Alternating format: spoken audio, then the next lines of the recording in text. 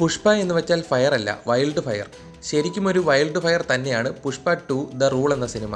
First ഹാഫിലെ ചെറിയ ചില പോരായ്മകൾ ഒഴിച്ചു നിർത്തിയാൽ പുഷ്പരാജ് എന്ന കഥാപാത്രമായി അല്ലു അർജുൻ്റെ ഗംഭീര തിരിച്ചുവരവാണ് പുഷ്പ 2.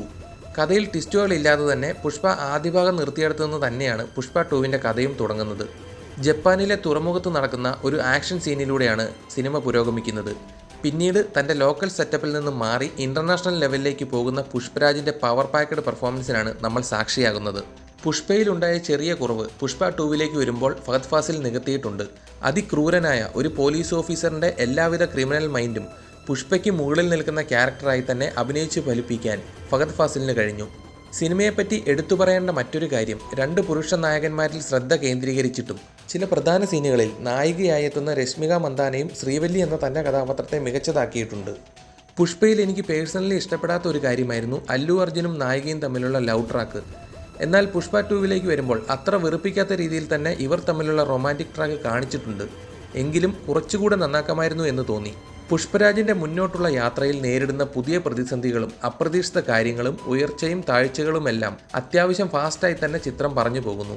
പുഷ്പരാജ് എന്ന കഥാപാത്രത്തിൻ്റെ മാസിനെയും സ്റ്റൈലിനെയും എല്ലാ രീതിയിലും ടോപ്പിലെത്തിക്കുന്നുണ്ട് അല്ലു അർജുൻ. ആക്ഷൻ രംഗങ്ങളിലും പഞ്ച് ഡയലോഗിൻ്റെ കാര്യത്തിലും എല്ലാമൊക്കെയായി എണ്ണി പറയാനുള്ളത് ചിത്രത്തിലുണ്ട്. നായകനും വില്ലനും തമ്മിലുള്ള ഈഗോ പ്രശ്നങ്ങൾക്കിടയിൽ ഉണ്ടാകുന്ന ഇൻ്റർവെൽ ബ്ലോക്ക് മികച്ച രീതിയിൽ ചിത്രത്തിൽ പ്ലേസ് ചെയ്തിരിക്കുന്നു.